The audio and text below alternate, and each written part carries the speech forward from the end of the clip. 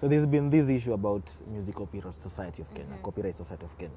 And you know, artists have been out there, and Elani have been out there specifically because they said they're being ripped off, you know, and they are blaming Music Society of Kenya. Hey, look, you guys are making a lot of cash. And at the end of the day, we don't get our royalties. So what's your take on that? I feel everyone has a right to complain, and I feel like if you get the knowledge from Elani's, for instance, Elani has been the most vocal. If you get a perspective from Elani's point of view, then definitely you will see the point of them saying that they've been aggrieved, or you'll see why they are saying that they're being aggrieved.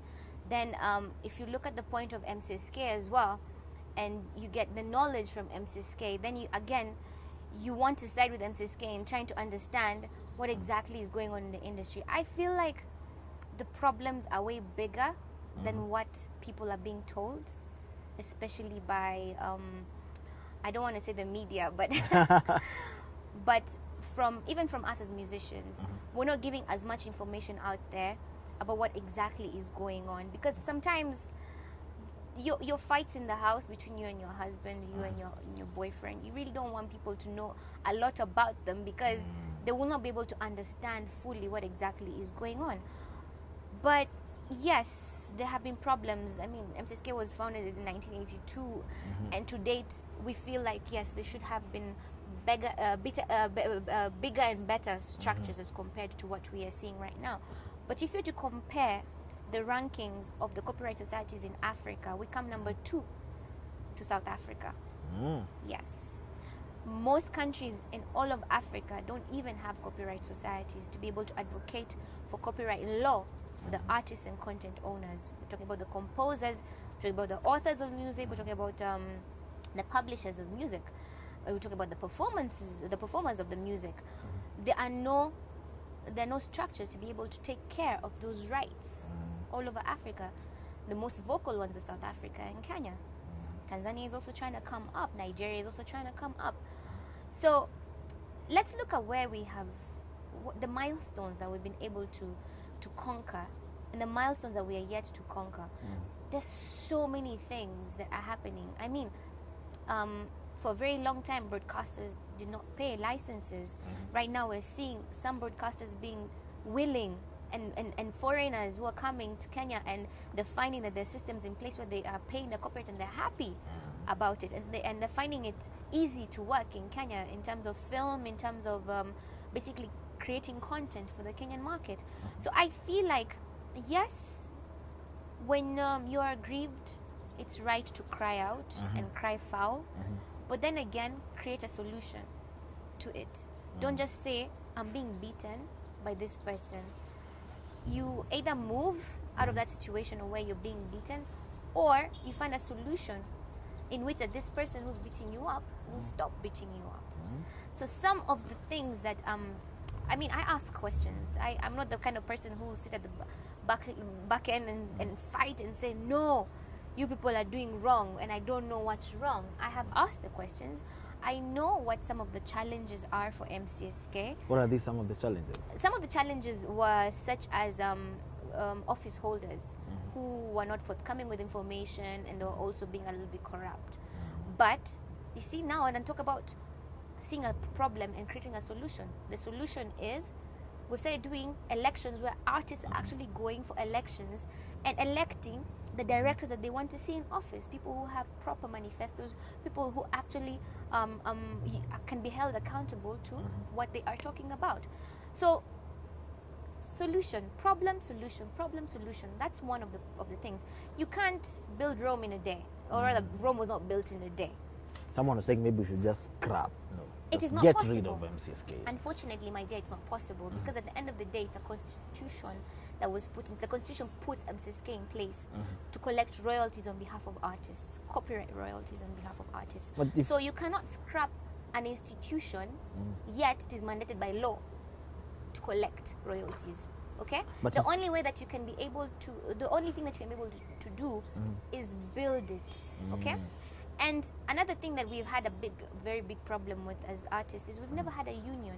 See how when teachers Not. talk, they talk in one voice. Yeah? Yeah. In Kenya, when teachers talk, they talk in one voice. That's the thing we need to also have as artists. We need to talk in one voice. When we're voicing concerns about something, then we're voicing them as an entity. Not because one party wants to be given 1 million because they feel like they have had a lot of music. Then when the facts are laid on the table, they're told, you know what, by the way, this is actually what happened. Then you feel stupid because you didn't really have all the information that you thought you had at the beginning.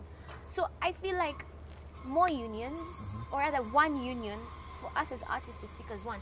Because when you voice a problem and you say, you know what, MCSK is doing this and this and this, then there needs to be a union to go and say, MCSK, these are the problems the artists are saying. And we have one. We have the Music Industry Association of Kenya, MIAKE.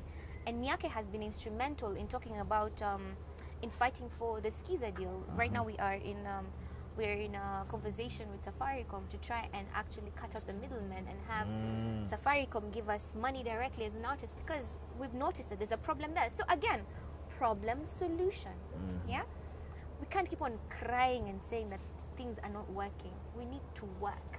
You know, and it is our industry. We need to work for it. When you work hard the whole year and then somebody gives you what, 5,000 as your royalty. My dear, you know, the Namelesses and the Manis and the Wahoos of that at that time used to get 0. But they fought. But they still fought. Yeah? Foxy Pressure was instrumental in actually advocating for MCSK to pay artists. He died. Right? So your fight should not necessarily be for you all the time. Your fight should also be for your children. And children. And the industry in general. Because at the end of the day, the industry is not just you. It's not just you. Find a way of making you work right now with the situation that you're in right now. Okay? But at the same time, don't forget that when you leave this house, you should make it better than when you came in. Not worse. Not going and you break all the glasses and you take the furniture and you break it and then you leave and you say, okay, now I'm good. So what have you done? You've created more problems. Exactly. So for me, like I said, I'm an artist, and of course I'm also aggrieved because sometimes, yes, I'll have a #1 song in the country and I'm looking at the royalties that are coming out of it and I'm like, why would I be getting such amounts? Because at the end of the day, I'm expecting maybe I should be buying a Range Rover tomorrow because of this #1 song. But that's not necessarily what happens. But I'm not going to sit back and cry foul all the time and not creating solutions. If MCSK is identified by law to be collecting, then I hold them accountable and I ask them why. Why was this the way it was? Explain. If you don't have an explanation, that becomes a problem. I make noise. But if you can tell me, and then you tell me, see, Avril, this is the problem that we're having. If you can be able to come and help us, because at the end of the day, people, and unfortunately, many artists don't think MCSK is them. MCSK is the artist, because it is run by artists. The directors that we choose are artists. Some of them you might not know because they're probably not urban artists, so to speak, but they are artists and they have their own clout and they have their own knowledge of things. We have Angela Ndambuki, who was formerly of Tattoo, now the CEO of the Performance Rights Society of Kenya. So when you see such moves being made, applaud. Yes, we do have problems. I totally understand. All the CMOs all have the individual problems. CAMP has its problems. Kenya Association of Music Producers. Music Copyright Society also has its problems. It's always had its problems. There's always a problem. But appreciate when people are trying to clean up shop and making themselves a little bit better. You know, when I was reading the tweets yesterday, you know Gidi Gidi, yeah? He was saying that, Elani, you're very lucky, at least you're given 31,000. They got 5K. For 5 years, they were given 5K. Yes. So what do you do with 5,000? That is what?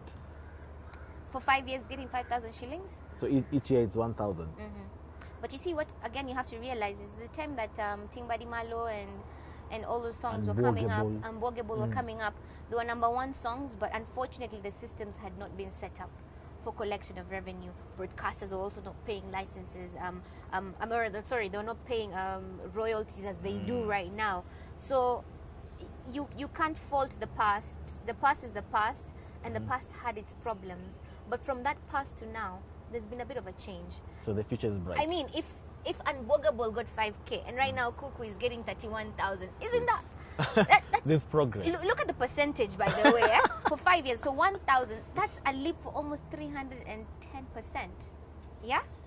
In how long? So imagine what else we'll have conquered in 5 years. That's how I like to think. I don't want to think that I am in this hole and this hole keeps on getting deeper. No, I'm looking at this hole and thinking how I'm going to get out of this hole, not thinking about how it's going to deeper. But I like the fact that we're talking about it now. I like the fact that that newer artists, younger generation artists are talking about, they're voicing their concerns, because when I released my first 3 songs, I wasn't a member of Mcsk. And that's something I regret to now, because I'm like, oh my God, imagine the money I would have made with Chokoza. Oh my God, imagine the money I would have made with... And it's quite unfortunate that I didn't have that information at that particular point in time. But you see, times are changing. And how times are changing is younger artists are becoming members of Mcsk as fast as they join the industry. So that means they are holding Mcsk accountable from day one of them being in the industry. How much is it to register to be an Mcsk? 1,000 shillings. Oh, it's not for free. I thought it should be free. It should be free, but you see what the problem is? A registration, what do they call it?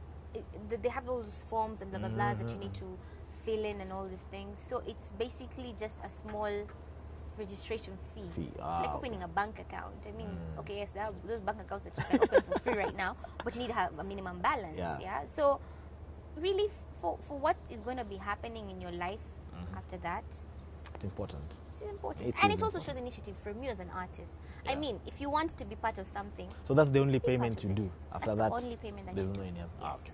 Awesome. But I need to find out if it's changed. But during my time, paid 1,000 shillings, did all my... And this is something that you can negotiate with them and tell them, you know what, why don't I just do my monitoring, and then you can subtract it from the revenue that comes in from my music. So it's not cast in stone how you deal with people in life. Just find a way of how to be clever when it comes to when you're dealing with people in life. Okay. I'm glad we talked about the whole issue. Yeah. Yeah. So are you still in Ogopa DJs, or you moved out?